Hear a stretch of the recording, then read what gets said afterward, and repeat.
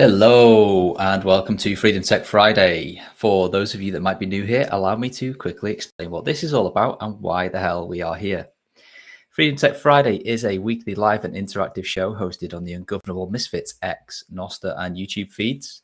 And we go live for 1 hour every Friday at 9 a.m. Eastern or 2 p.m. UK time. And you can also catch up later on the Ungovernable Misfits podcast feed. On Freedom Tech Friday, we like to cover the latest news, trends, and for anything relating to freedom technologies. That could be anything from Bitcoin and Monero, encrypted messengers, privacy tools, and everything in between. Essentially, if there's a news item, tool, or topic that can help you take back some control in today's digital panopticon, then we want to talk about it. My name's Q&A, and I am Head of Customer Experience at Foundation, where we build Bitcoin-focused sovereignty tools. And as always, just about, for reasons that will become clear shortly, I am joined by my good friends, Max, the head honcho of the Ungovernable Empire, and Seth, who is VP at Cake Wallet. As I mentioned, this show is live and interactive, and we really rely on you guys to steer us towards the topics you want us to cover or to send us your Freedom Tech-related questions. There's loads of ways in which you can get involved, all of which really help spread awareness for the show. These include commenting or asking questions in the live chat on X or Noster or YouTube, submitting your topics or questions ahead of time, boosting the show on Fountain or the two Podcasting 2.0 apps, sending in your tips via Bitcoin and Monero at xmrchat.com, and finally, just sharing the show on X or Noster with your friends. Top support from last week's Big Question Bonanza show comes from Turkey, who sent 500 sats and sent no comment, and also from Uncle Swan, who also sent 500 sats, and he said, I'm clearly as a dad. Most of the time, I don't go to the bathroom by myself anymore. Yeah, he's referring to one of our tangent topics there. But, you're doing it wrong, mate. We'll give you some tips. Just hop into the DMs. And we do also have an XMR chat from WebWipe that was missed by myself and Max. I think he submitted it just after we recorded the last Bitcoin brief. And it is a time-sensitive message, and he did send some XMR with it. So I just wanted to quickly cover it here as well. WebWipe is hosting a privacy meetup in Austin, Texas on November the 1st from 6 p.m. till 10 p.m. This is at Indra's a warehouse. I'm not sure whether that's a typo and it's supposed to be Ale House, but it's a house, 7904 FM 696. We're going to present Q&A's BTC privacy presentation from Baltic Honey Badger. We're going to discuss Ashigaru, Ronin Dojo, XMR Tool, and more. Thank you for the support. All right, well, thanks for sending that in, and sounds like an interesting meetup to head to. I wish I was able to make it to that one. Anyway, without further ado, let's dive into the show. Max and Seth, how is it going? Very good, my end, mate. Excited for today. This is something I've been pestering people in the background for months to learn the ins and outs. So this is a good topic. Very excited. And just before he jumps in, if he is out of breath, he has just ran back to his hotel. So bear with us, guys. But Seth, how's it going? I made it just in time. Yeah. I learned the hard way. You don't take an Uber in Lugano at 3 o'clock, I guess, because it would take me like 8 minutes to walk or like 30 minutes to take the Uber. So I had to cancel the Uber and ran. But I'm here with definitely the best view of any of y'all. So I'll keep posting. See, I was jealous before, but now I'm even more jealous. So I think we need to see the view from your hotel room, and we also, it might be worth just quickly mentioning, like, referring what the hell we're talking about. Like, where are you? What are you up to? Yes, so I am out in Lugano, Switzerland, which is the Italian quarter of Switzerland. I am here for the Plan B Forum, which is the like Bitcoin-centric event that the folks behind Tether put on. Absolutely fantastic event. They get a lot of great people here. They have kind of a split stage approach, kind of like the Bitcoin Mag events. So they'll have the main event, the main stage, which is bigger, focuses on broader topics, and then they have a separate P2P stage, which is all the stuff we love. So that's where I'll be having a panel tomorrow. I know there's some great panels from like Roy from Breeze and others that are going to be participating there. So yeah, I'm very, very blessed to be out here. It is definitely the most beautiful place on earth I've been, and I've been to a lot of the earth. Wow. There may be better places, but this absolutely takes the cake for me and where I've been. So it's It's insane. If anyone ever gets the chance to get out here, definitely do it. It's beautiful. I assume you've never made it out to Slough in the UK. Slough? It doesn't sound beautiful, but maybe it's it is. about as beautiful as it sounds. Yeah. Nice. Okay, maybe that'll be next. I'll come from Lugano to Slough, and I can directly compare. You should do. How about that? Yeah, you should definitely do that, and then let us know your findings. Observer's asking the important questions. He says, Seth, how was lunch in Lugano? Wow, it's creepy, but I did just eat lunch. I don't know how he knows this. It was good. It was good. I had some nice grilled tenderloin, thinly sliced. Nice. What I learned was spinach, but I didn't know it was going to be spinach because I ordered in from an Italian menu. But it was good as well. Hanging with the cake team, we got a good bit of the cake team out here as well, just kind of for a side team get together. So that's been a blast trying to balance that between the conference and that. But yes, it was a good lunch. Thank you for creepily asking how my lunch was. Yeah, if Seth isn't on next week's show, then we know why. It's because Seth's got a stalker and observers just dragged him into the big lake in Lugano. He's been observing him all day. Anyway, as always, we nice. We've digressed. Today, I want to tackle one of the bigger questions that's been on the mind of, I'm sure, many misfits for years now. Can you really live on Bitcoin or crypto in your daily life? Now, that could be paying for coffee, groceries, topping up your mobile phone, or being to the other end of the spectrum and being completely native, where 100% of your income is in sats and you literally have no choice but to use that as your day-to-day living expenses. I want to explore the practical ways you can spend today and the different trade-offs of all of these different options that we have. So over the next hour or 50 minutes, we're going to break down into like three main categories: native payments, gift card solutions, prepaid debit cards, with the aim of hopefully giving you guys the tools to make better choices or more private choices and find the options that kind of suit you the most. Before we dive in, I want to quickly hear from both of you kind of at a high level. There's no need to go into specific techniques on the pros and cons. We'll get to that. Do you think that living on Bitcoin or crypto can be a reality in 2025? And what are the kind of main considerations that somebody thinking about doing this should give? I'll hand it to Max. I'll give it to you first.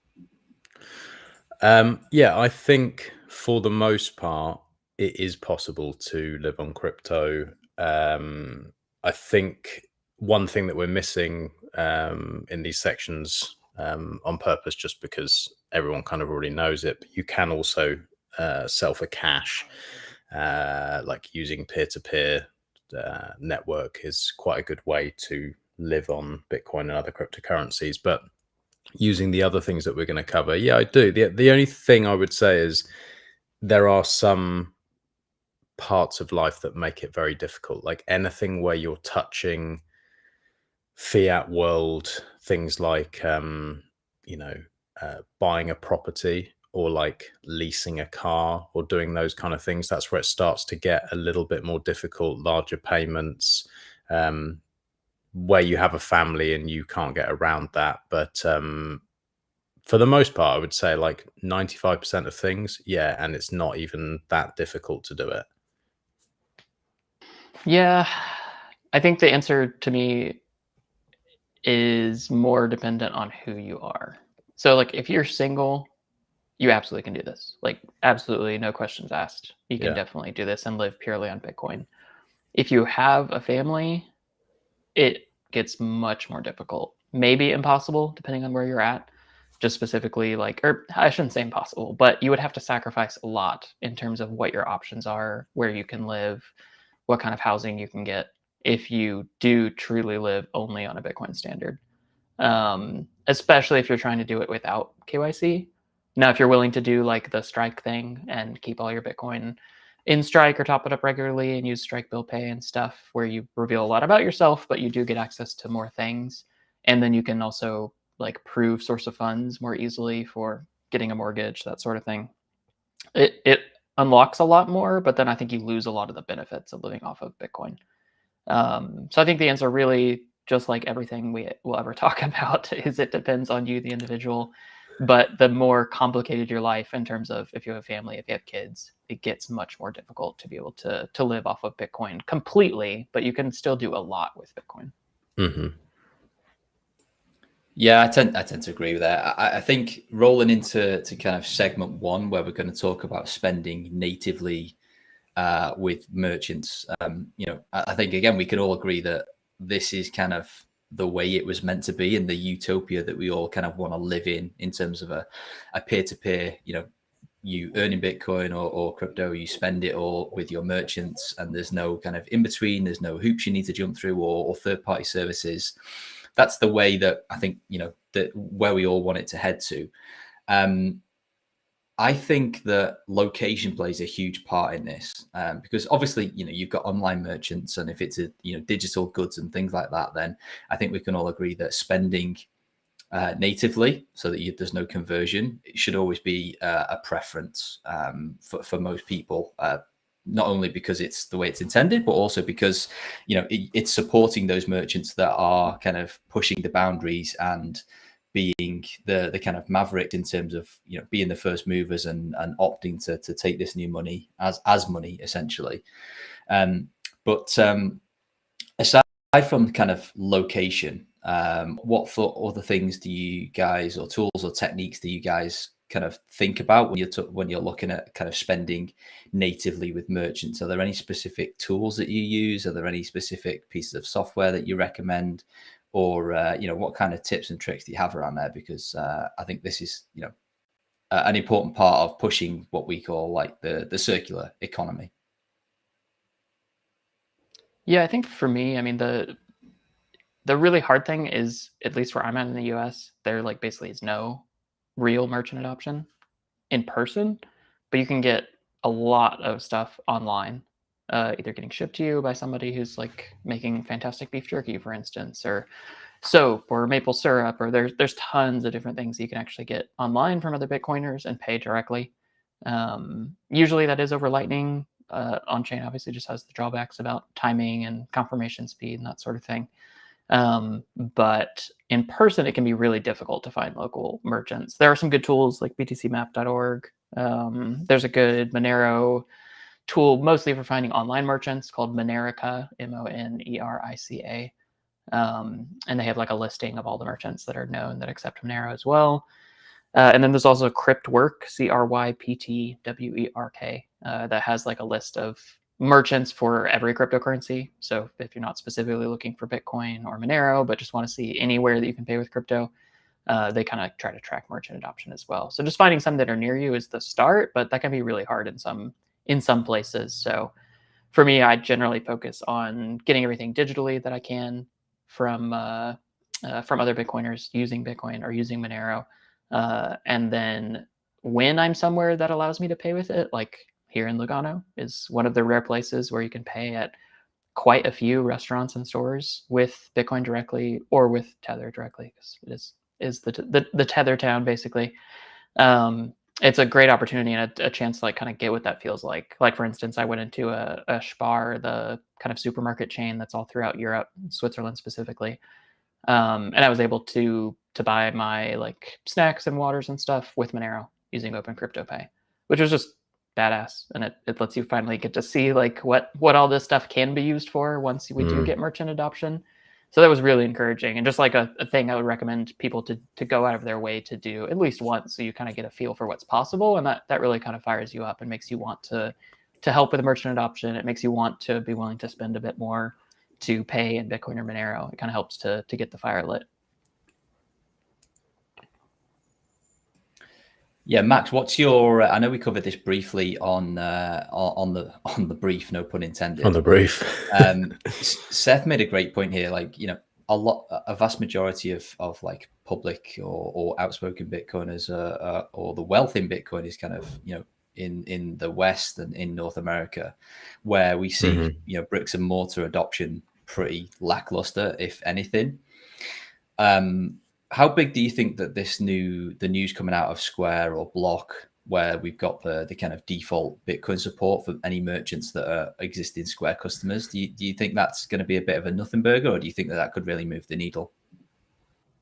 Yeah, I mean, I think it could be huge because you see them everywhere. And I think the thing that I really like about it as well is you tend to see it with the smaller, like, like a little coffee shop van that's been converted, and it's like a guy who has that business, or he has a couple of them. It's like the smaller businesses that tend to have them, little coffee shops and stuff. So I quite like that as well, because it gives these people the option to hold some Bitcoin. It might entice them in over time. It might scare the shit out of them as well, because you might have an 80% drop, but they might start looking over the years and being like, oh, maybe we'll hold a bit of our wealth in this. Maybe we'll start using it. So yeah, I do think it's massive.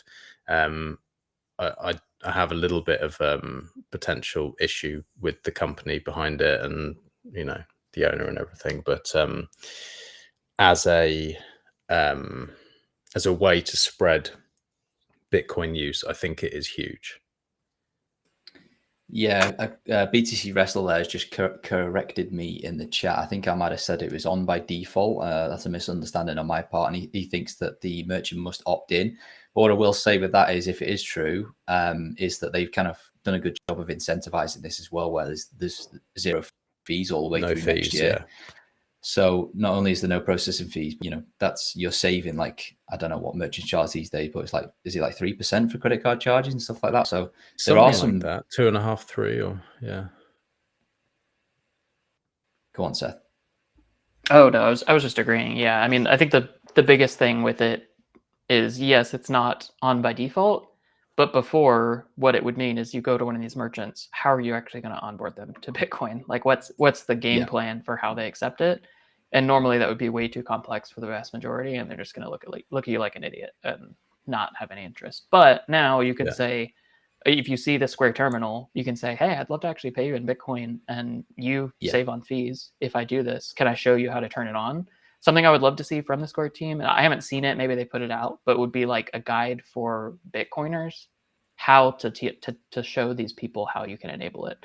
Because I know a lot of these merchants, they're not going to be like, if you're lucky, you have the owner behind the merchant, but most of the time it's going to be like some worker who doesn't know much about the system. It would be really great for like me to have a guide that I could just open, either to show to them or show them a QR, or to like directly walk them through it. If there's nobody there, to be like, hey, I can help you enable it. It takes 2 seconds. You get it in fiat. You don't have to worry about Bitcoin, but you save on fees and I get to pay you in what I want.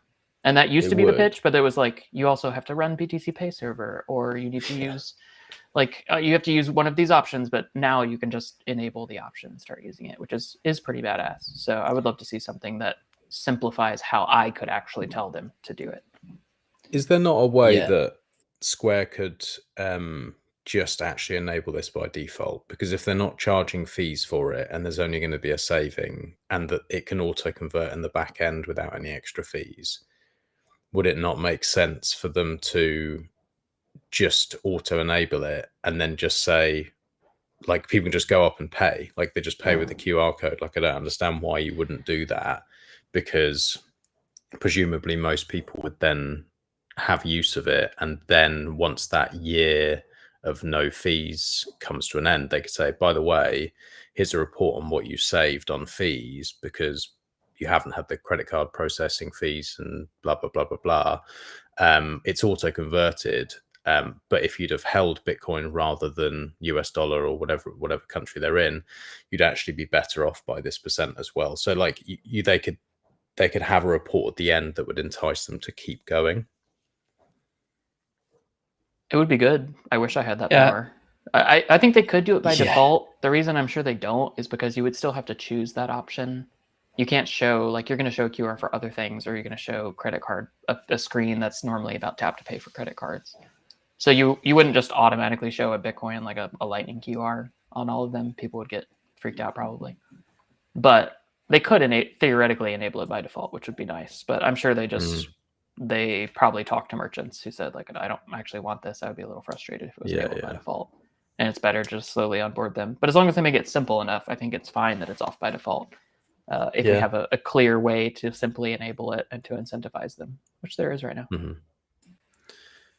Yeah. All right. Interesting time. I'm going to move us on. Before I do, we've got some zaps in the Noster chat. Musket hopping in with 21,000 sats. No comment. Thank you very much, guys. Gwydion, 42 sats. Cyclops, 5,000 sats. And Bond with 2,222 sats. Thank you very much, guys. Observer, I've spotted your question. I'm going to bring it in later on. Thank you very much for hopping that in there. All right, so we've established that merchant adoption, particularly in most places of the world, is lackluster, but there are steps being made to kind of bring that closer to where, you know, the utopia that we all want to see come to fruition. But in the meantime, there are some stopgaps that we as the spender can do to kind of bridge that gap. So one of the popular one that's been around for years is gift card solutions. You know, I'm thinking of Bitrefill, CakePay, Moon, Coinsbee. I'm sure there's loads that I've missed off. These seem pretty popular. They seem to have stood the test of time, and you know, from my personal experience, they seem to have a pretty wide coverage in most places across the world. What do you guys think are the kind of pros and cons of these? Maybe it's worth spelling out, you know, if I've missed any of the popular implementations and some of the main considerations that people should have when interacting with things like Bitrefill or CakePay. Seth, I'll hand it to you first this time. Yeah, I mean, honestly, I think they're fantastic services. The gift card side, I know we'll touch on the debit card side, which is a little bit more convoluted, but the gift card side is just super straightforward. I think especially when we can do things like, for those providers that do already let you do like in-app redeem, it's even more powerful, because then you could like go to the hardware store, go to checkout, and then see the amount, buy a gift card, and pay with it directly. That's a little trickier. Like right now in CakePay, we don't have that, but we're working towards that. But that's a huge advantage. I mean, simply though, just gift cards are an easy proxy merchant way to be able to pay with Bitcoin, in quotes, wherever you go. And you can get them for pretty much everywhere, especially if you're willing to use any service rather than like being locked into just CakePay or something. Like there's always going to be some limitations in each service and what they support, or they're going to be a little bit more focused on one geographical location. We try to have a really wide range at CakePay, but I know there are some things that like Bitrefill has that we don't. So if you're willing to use multiple, you can pay for the vast majority of things with gift cards. The main thing that is annoying, and this applies to prepaid debit cards too, is like if you're just buying a flat amount gift card, if you don't perfectly use all of it, technically you are losing some money at the end, like if you don't drain that gift card. But on a lot of services, like especially digital services, you can just redeem the entire gift card and pay from there. So a lot of the services is fine. It's more like things like a restaurant or something, where if you're not spending the full amount, or you can't go back because you're using it one time or something, you could end up having some leftover balance on those gift cards. But overall, fantastic tool, really simple, really straightforward. Something that everyone should be using, honestly. But like you mentioned, it's a stopgap that we hope will go away. Like I would love to not need to run CakePay. It would simplify my life, but also it would be really nice if all these merchants actually accepted it directly. I think the Square stuff is a good step towards that. And if that goes well, I think that will push a lot of other POS system people to start supporting Bitcoin as well. But the goal is to not need to use gift cards, but in the meantime, they're a fantastic interim solution that just works well for most things. Yeah, agree. The only thing I'd say is it depends where you are. So when I was in the UK, it was really, really easy for me to like buy my diesel and do my weekly shop, and like most restaurants or whatever I was doing, pretty much I could do it. It's not the case everywhere. There are some places where literally like there's nothing you can really use. Certainly for like the in-store ones. So it'd be good to see some of those like other areas or different parts of the world have more options. When I did have the use of it in the UK, I like to do the in-store stuff most, because I found that's like the most private way to do it. So if I was using one of these services and running a VPN and not giving any personal details, and then buying like, I don't know, a gift card for Aldi, and then going in there and buying some meat and eggs and fish and whatever I needed, then there's no tie back to me in any way. If you're doing the online stuff, obviously there could be. Seth can obviously go into what to do and what not to do and everything else. But like if you're buying an Amazon gift card, I don't think Amazon know that you've paid with Bitcoin or Monero or whatever you've paid with, but presumably there's some link, like there's some details that are then linking you to that Amazon account. Yeah, I mean, a lot of it comes back to like, what's the main reason for using these gift cards? If the main reason is privacy, you'll have some different things that you need to focus on. But I think for a lot of people, the main reason is not necessarily like perfect privacy, but it's that I want to be able to use my Bitcoin.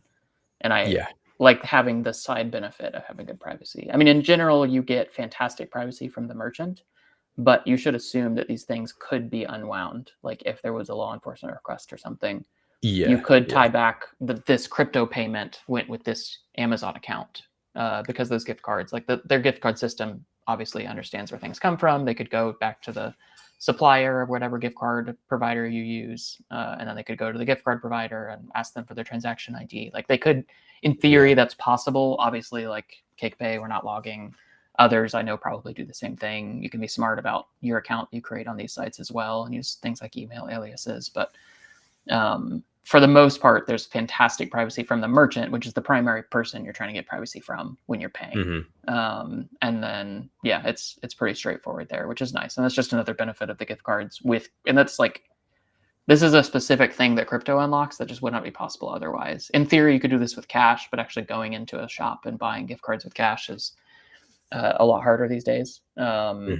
Even though you can do it, but crypto just like so beautifully unlocks the ability to buy these things in a way that doesn't reveal anything about you. So that even if that merchant somehow was able to get the Lightning payment hash, like, so what are they going to do with it? They get a Monero transaction ID. What are they going to do with it? Or even if it's an on-chain Bitcoin transaction and you use no KYC Bitcoin, like, what are they going to do with it? They're not going to learn anything about you. So it's really, really great from that perspective.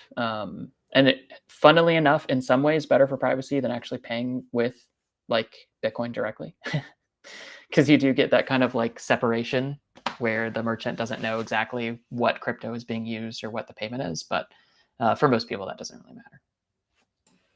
Cool. Just two quick comments from me. One from Observer in the live chat. He said something to be aware of when you're using gift cards, online retailers, that if they've got existing discounts on, say for like Black Friday or something similar, that more often than not, the merchant won't allow you to use the gift card and still get the discount as well. Obviously, it's not going to be much of a widespread problem, but something that I've never considered before and worth being aware of. And then the other point I was going to bring up just quickly, Ben, it does dovetail nicely into the next segment of the show around prepaid debit cards. But when it pertains to services like Bitrefill and CakePay, obviously the gift cards are all fixed, or most of them are fixed denomination up to a certain limit. But do each of these types of platforms have their own specific limits as well? So I'm thinking of a scenario that somebody who earns in Bitcoin and needs to basically convert all or most of their income into various different gift cards. Do these services have limits per month or per year? Or is it kind of like a bit of a free-for-all? How does that normally work? And probably, Seth, I think you're best suited to answer this one. Yeah, I don't know of any merchant that has a limit. There's usually a limit in terms of like the size of individual cards that you can redeem. And most of the time, if there's a limit in something like CakePay, that limit is enforced by the merchant, not by us. And so we're just not going to sell you more, like too big of a card that you wouldn't be able to redeem, obviously. That being said, I mean, I would not be surprised, like if you're loading your Amazon with $25,000 in gift cards, like you're probably going to get flagged for fraud. Like it's just something that looks really suspicious. So even if there's not technically a limit, I still wouldn't assume that like loading a massive amount of money into a specific merchant would go south. But that's also very different from like if you're going to Aldi, like Max mentioned, and paying in store with a gift card. They're not going to care or know that you've been using gift cards once a week for your groceries. Like it's not going to matter. But if you are doing one retailer for a massive amount, you may have a problem. Just a point on that, Seth. When you say something like Amazon, if you're doing a massive amount like 25,000, you might get flagged. I assume you mean in one go or in a very short period of time. You don't mean that you just are using gift cards over a long period of time that amount to a large amount. You mean just like one large gift card? I'm sure it would depend. I mean, one thing I know, like very specific to Amazon, is if you create a new Amazon account and you try to load it with like even a relatively normal amount of gift card and you don't have a valid payment method, it won't work and you'll get flagged for fraud immediately. Because that's like a really common path for fraud is people will steal gift cards or get gift cards in payment for something that is not legal. Yeah. And then they'll try to redeem them and use them on that. So like one thing that I've found is really successful is like if you already have accounts with these platforms that you've used in the past, yeah, you won't get as good of privacy because they'll know maybe they will know your address because you gave it to them in the past, or I mean, you have to give your address to Amazon anyway. They're delivering anyway, so yeah. Yeah, they're delivering anyway, so who cares? But using an account that has an established history is obviously going to make it much less likely that you get flagged for fraud over time. Like I have no idea how much. Probably not anywhere close to 25,000, but I've done a lot of Amazon gift cards over the years because that's a staple of mine and something I use all the time. And I haven't had problems, but it was an established account. So definitely, like with these, you're probably going to run into problems if you just create a new account and immediately load a ton in gift card funds. Yeah. But if you have an established account, you probably won't have problems. And the hard thing with these, though, is they're not going to publicize, hey, these are our limits for fraud detection. That's all obviously going to be private. So you don't really know when you're going to hit that threshold. So start small to make sure that you don't have issues and kind of build up from there. That makes sense. All right, on to the section 3. We're going to talk about prepaid debit cards. So we've established that spending natively with a Bitcoin focused or crypto focused merchant is great, but they are few and far between.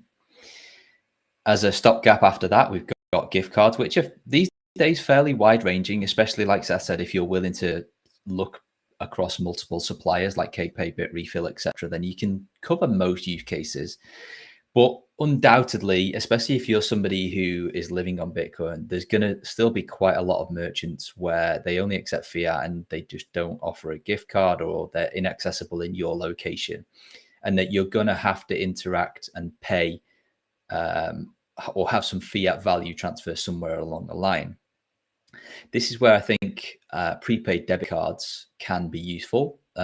They kind of offer a flexible way to spend your Bitcoin or crypto pretty much anywhere. Again, there's some caveats for that I'm sure we're going to dive into.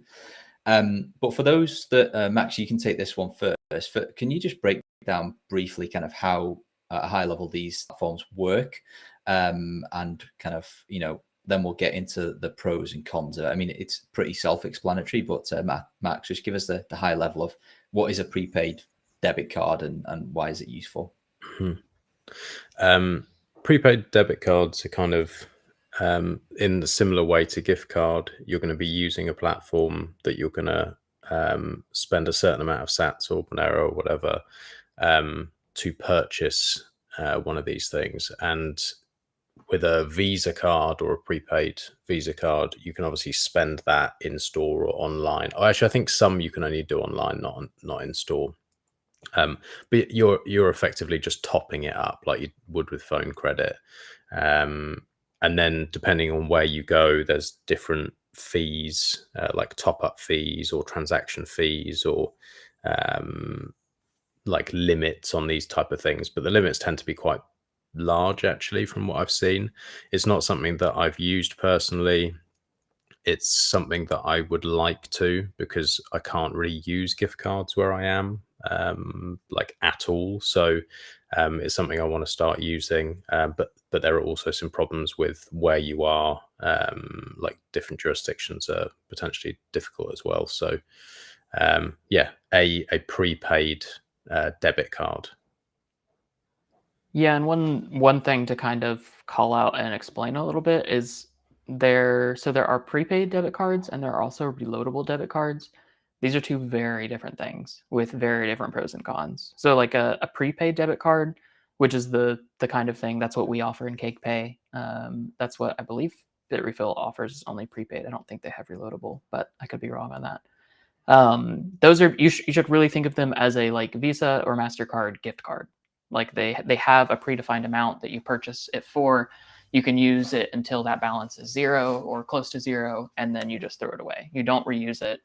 Most of them are not able to, or no, many of them can be added to Apple Pay or Google Pay, but since they are just that fixed limit and you have to replace it, it's a little bit limited in functionality, but it's much easier to purchase. And especially in the US, it's essentially the only option. There's some asinine regulation in the US that needs to change that prevents you from doing reloadable cards that are not KYC. Hopefully that will improve. But reloadable cards are really the kind of the holy grail here, because the idea is you get one card number. You can put it in Apple or Google Pay. Sometimes there's caveats. Some of them can't be added to those. And then you can use it just like you would use any debit card, but you just top it up with crypto whenever you want. And that's obviously the target, and that's the dream for all these services. Is what we're working towards at CakePay right now. And I know we'll kind of talk about both options, but those ones are definitely really nice. But you can't do that in the US unless you're willing to KYC due to ridiculous regulations. So an important caveat between the two, prepaid and reloadable, are different, even though you can spend them the same way. The way you actually purchase them is quite different, and what jurisdictions you can use them in can be different. Yeah, good call out. All right, so this is a concept that's fairly new to me, and I fully understand that these have been around for a number of years at least now. But some of the most commonly recommended or used ones that I've seen are Dolphin, 2fiat.com, MoonX, and MoonX also have a separate card called Moon1X. And I think there's a more recent one called Freedomia as well. All of these work in a similar way. Some of them are reloadable, like Seth just said, and some of them are kind of prepaid and single use. One of the ones that I have a little bit more that I can kind of give a quick dive into is the Dolphin card, which is come from the Aqua team, which I believe under the hood is just Moon. So you can kind of apply what I'm about to say to the Moon cards as well. It's a virtual debit card that you can top up from your balance within the Aqua wallet. There is no fee to top up. You can put up to 4,000 US dollars worth of Bitcoin on there per month. And then there is a 1% spend fee each time that you spend, or a minimum of $1 if you're doing a really small spend.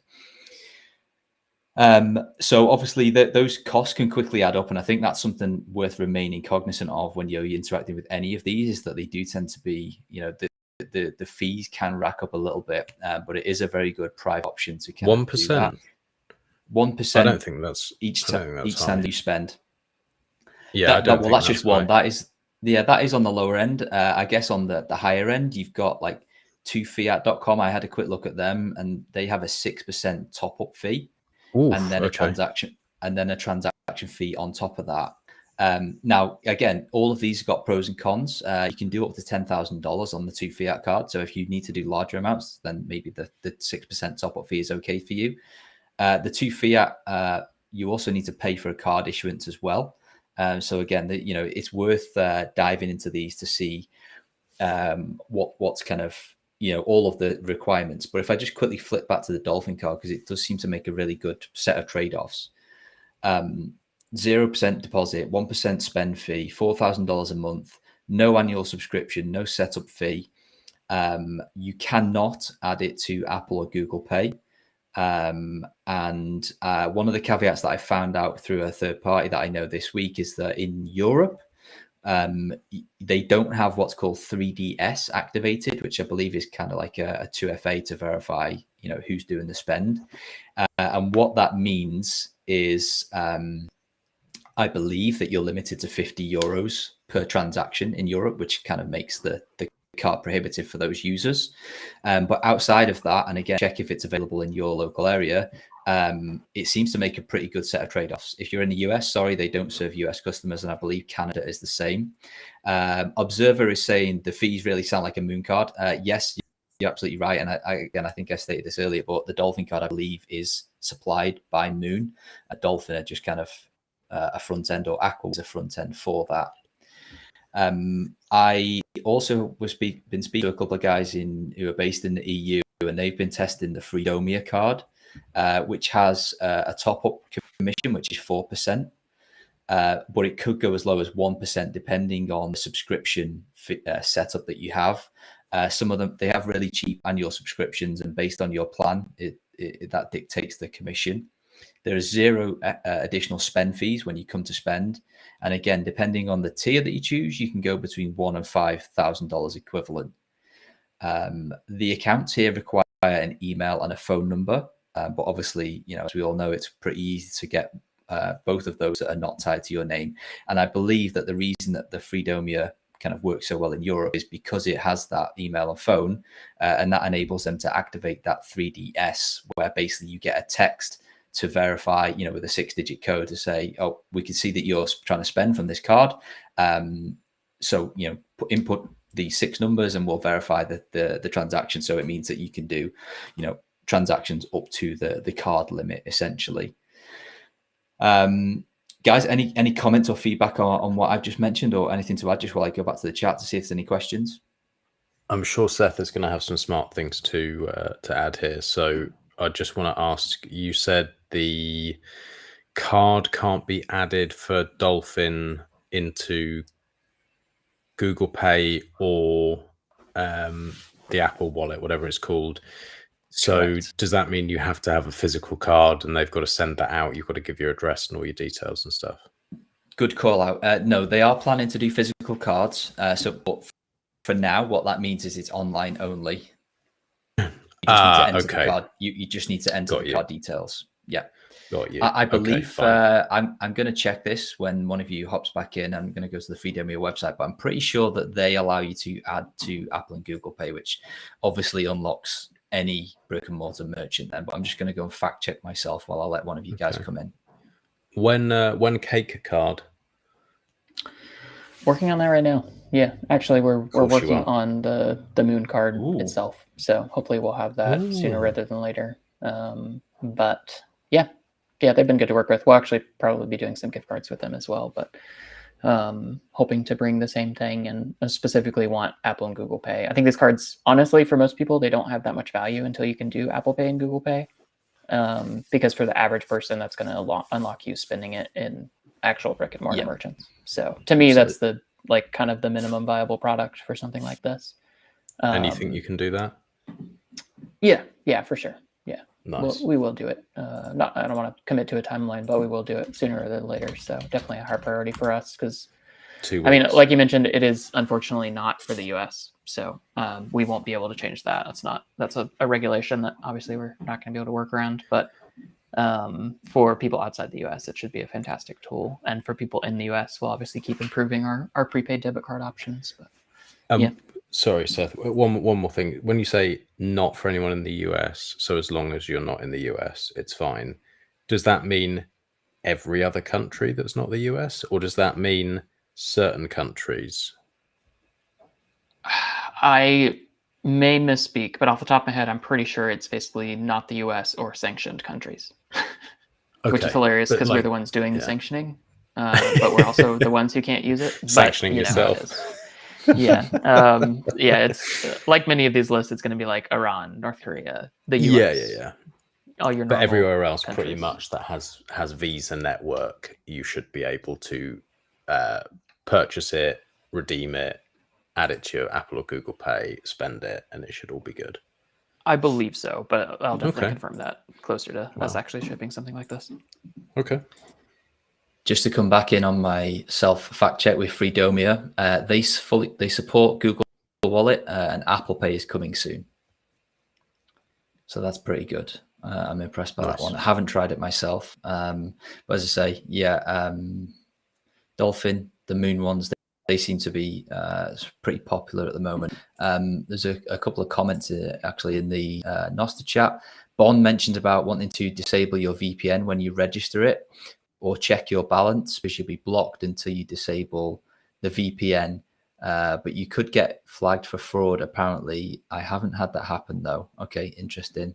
So it looks like they are kind of, as you'd expect, I guess, checking IP addresses and things like that. So you want to be careful if you're hopping between checking balance sites and things like that, where when you're interacting with these types of services. And I guess an additional practical piece of advice, like there is loads of caveats with these cards, limits, the top-up fees, where they're accepted, where they're available to be purchased, the subscription fees, etc. So if you decide that you're going to go with one, I would say top up with a very small amount. Yes, you might pay a high equivalent fee or an equivalent spend fee, but like what you don't do is, like, let's say you do a dolphin card and you load it with $4,000 and then you realize that, you know, for whatever reason, there's a regulation change, it's blocked in your country. Like, I would treat these as a top up and spend, you know, with the exact amount that you want to do for a specific purchase. Don't leave funds on there, or don't leave large amounts of funds on there.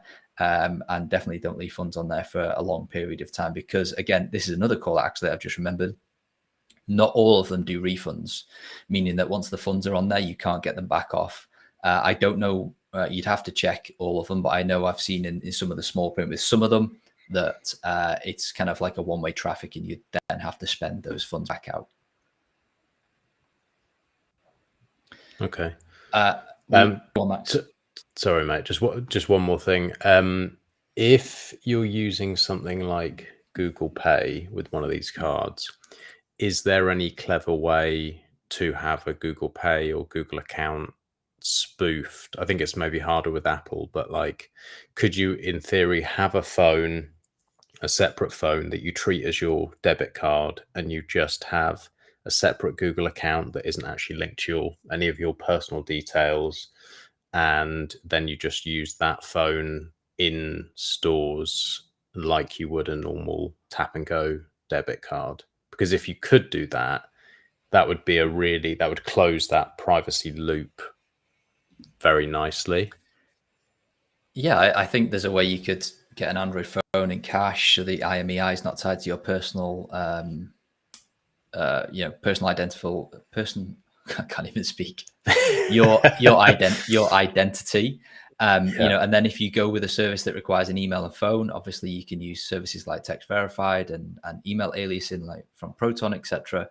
And then just, you know, make a Google account that's not, you know, my name, my first name, my last name @gmail.com. Yeah. I don't see that wouldn't work. Obviously, it's a lot of additional hurdles, but you know, freedom isn't free, and privacy is certainly not going to be handed to you on a plate. But in my head, it seems like it would work. Yeah, absolutely. Okay. Got some, feel free to drop your questions in the chat, guys, and anything that we've been covering off. This has been a good conversation so far. In the meantime, we've got some boosts over on the Noster chat. 91X has sent 500 sats. Thank you, sir. We've got just an NPub. Your name's not rendering, sorry, but you said you sent 420 sats and said, let's go, with a rocket emoji. Thank you. Sawzall is, is that John by any chance? Got to be John. Yeah, it's gotta be John. Well, John has sent. I did enjoy that conversation, by the way. For anybody who's wondering what we're talking about, go and listen to the latest mining show.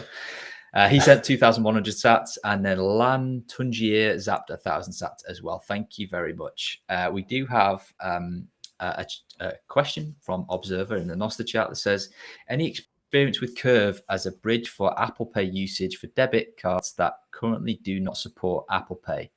Absolutely none whatsoever. Don't know about you guys. I've never even heard of Curve. No, I've never heard of it.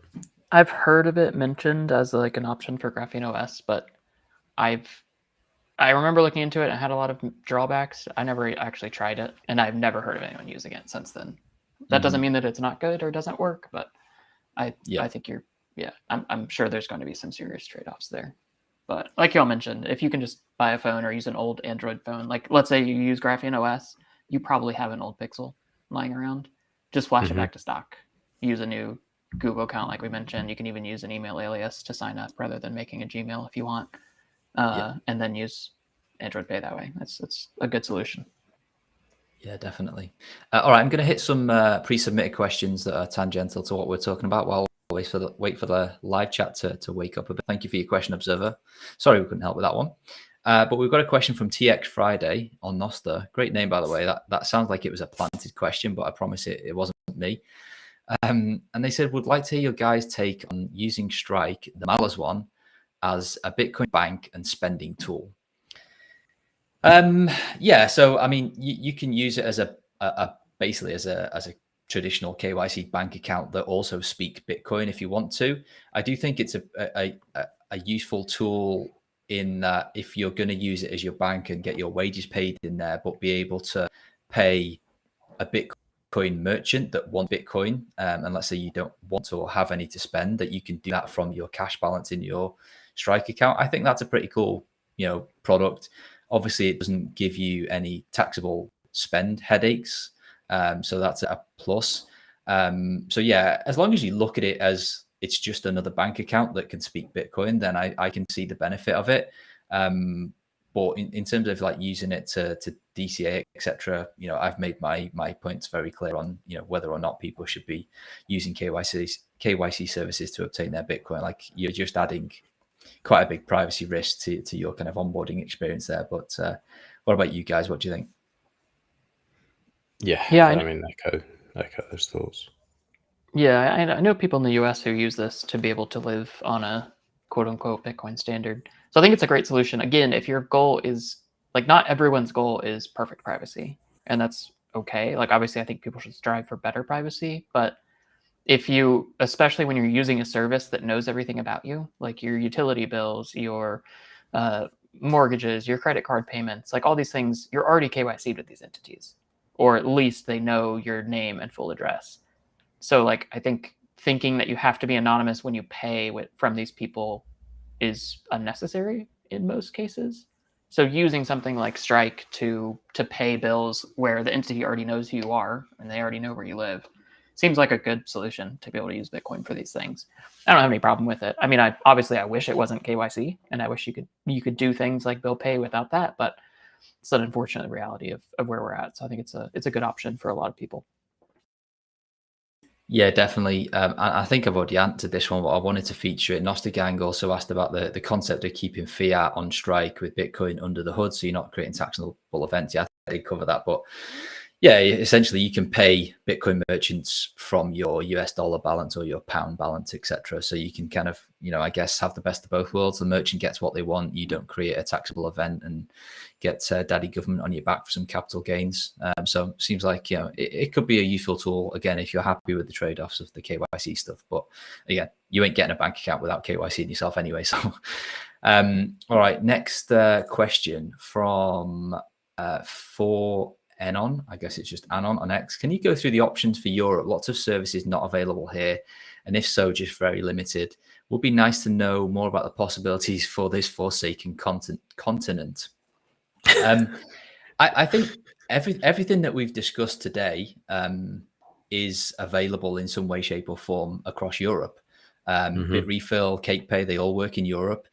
Obviously, you'll need to set your location to there, so to get the relevant gift cards available in that jurisdiction. I know for a fact, having spoken to people in Spain, etc., that some of these prepaid cards, they all work in Europe. Again, they've all got trade-offs, so just make sure you check out the T's and C's and the fees, etc. And then, going back to the very first segment, spending natively with merchants, I guess, again, that's just kind of a geography problem based on, you're going to have little hotbeds like in Lugano, but if you go to, out in the sticks in the middle of Italy, you're probably not going to be able to spend Bitcoin, and that's a much wider problem and is not kind of specific to, I guess, one portion of the world. But guys, anything to add there?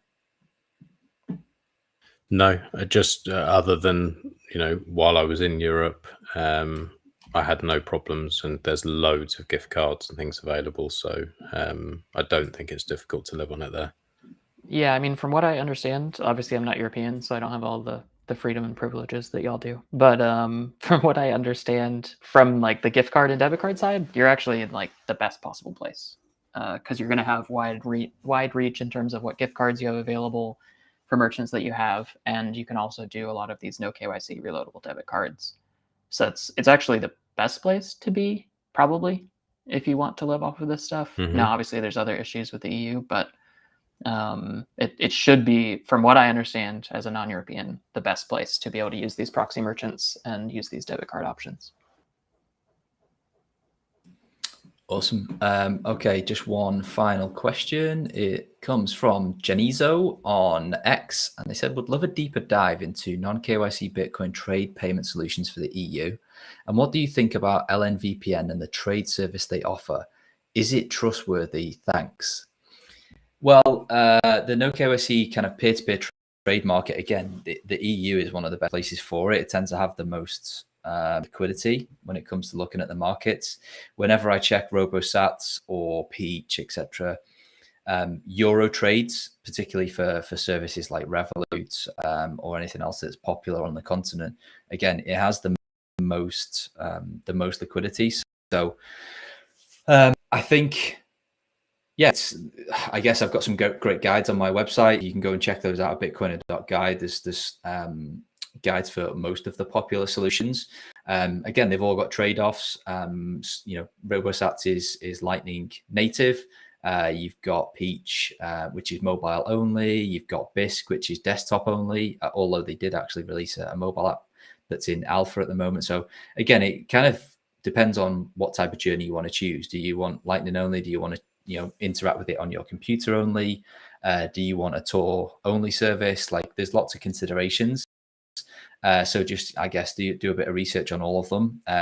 They all able you to just go and check out liquidity on all of them without any login details, etc. So just go and have a poke around, see which one kind of works for you. And then finally, I'm going to let Seth answer the last part of this question, because I think he's going to have some info on it. But LNVPN and the trade service they offer, could you shed some light on that one? I think you might have some insights. Yeah, so it's hard to know exactly what's meant by Genizo on the non-KYC BTC trade payment. If you mean from fiat, like Q&A mentioned, there are a lot of good options. Again, Europe has much better options than the US, at least, unfortunately. But if you're talking swapping to and from other cryptocurrencies, there's tons of good options. LNVPN actually uses a really good partner of ours at Cake called Trocador. They're an instant exchange aggregator. So there's good centralized solutions like that. There's a lot of decentralized exchanges popping up. We've already integrated 2 of them at Cake and have probably 2 more coming very soon, so that you can do decentralized cross-chain swaps, which is, again, kind of the holy grail for swapping between different currencies, because you can do it in a way that's more trust minimized. I won't say trustless, because many of them have the ability to freeze swaps if they have to, but trust minimized. So there's lots of good ways to swap between cryptocurrencies, but going to and from fiat, there's still some good ones in Europe for sure. Nice. I've got one question in the Nostr chat that came in earlier from Observer that I promised to answer. But Seth, I know you've got a hard stop, so if you want to drop off, Max and I can handle this one. And I hope you enjoy your weekend in Lugano. I'm very, very jealous. Yeah, I will. I'll go party for y'all. Go have some good food. Go walk around the lake. But yeah, I do. I want to hop back in, do some conference, make sure I make the most of my time here. So thanks for having me for a bit. Great questions, everybody, and I will see y'all. Enjoy, mate.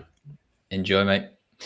Okay. Observer asked earlier on, any experience with VIBAN, which is an IBAN proxy virtual IBAN account, and the following providers like wave.space, never heard of them, bringin.xyz, I've heard them.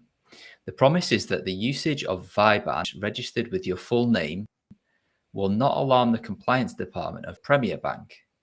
Here's what the usage is. Swap Bitcoin via Lightning and get fiat on a credit card through your VIBAN proxy on your main bank account instantly. That's a complicated question. And I think what he's basically saying is you can swap out into fiat through these services like Bring In and get the presumably euros back into your kind of main bank account. Observer, am I on the right line there? Because that was a complex question. But Max, any thoughts while I wait for Observer to tell me if I've got the right end of the stick? I read that personally as like, it would be pinging into your bank account and without having the issues that you generally have, because it has your name on it.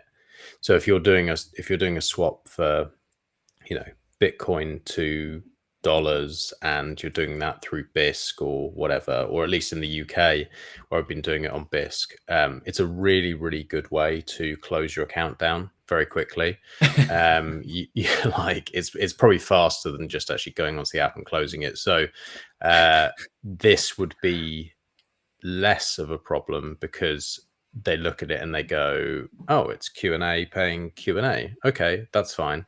Like that, you're not going to have the issue that you would from like, oh, who's this random person? And now we're going to like freeze your money until you answer these questions. Right. But do you see this as any different to just offloading through a KYC exchange? Because it seems as though like the Bring In or Wave.space, they have your name and you're offloading through them to get funds back to your, like, I don't see it. Again, this might be me and my misunderstanding of it, but it just seems like you're offloading through a regulated entity that knows who you are. You're moving trust somewhere else, basically. Yeah, it seems that way, but I'm struggling to see the benefit of. Well, I guess the main benefit could be that, you know, if you suddenly get a big deposit to your bank from Coinbase and your bank really dislikes Coinbase, that what observers saying here is that because of this virtual IBAN, it's like you're sort of paying yourself, so to speak.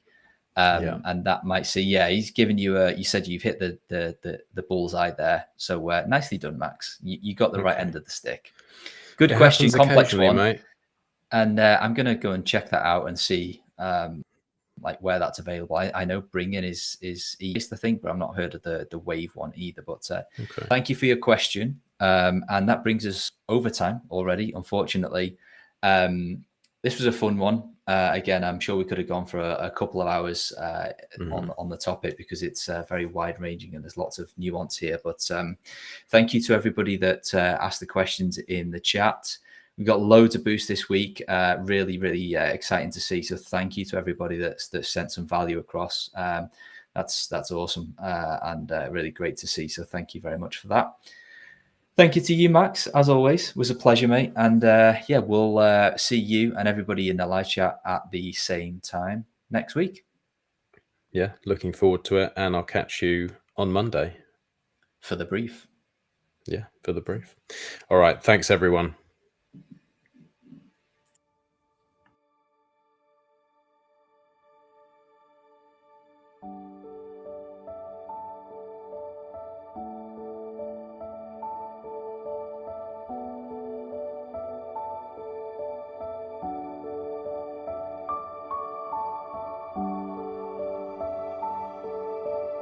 Thank you for listening to Freedom Tech Friday. To everyone who boosted, asked questions, and participated in the show, we appreciate you all. Make sure to join us next week on Friday at 9 a.m. EST and 2 p.m. London. Thanks to Seth, Max, and Q for keeping it ungovernable. And thank you to Cake Wallet, Foundation, and my NIM box for keeping the ungovernable misfits going. Make sure to check out ungovernablemisfits.com to see Mr. Crown's incredible skills and artwork. Listen to the other shows in the feed to hear Kareem's world-class editing skills. Thanks to Expatriotic for keeping us up to date with boosts, XMR chats, and sending in topics. John, great name and great guy, never change, and never stop keeping us up to date with mining news or continuing to grow the mesh to Dell. Finally, a big thanks to the unsung hero, our Canadian overlord, Jordan, for trying to keep the ungovernable in check and for the endless work he puts in behind the scenes. We love you all. Stay ungovernable.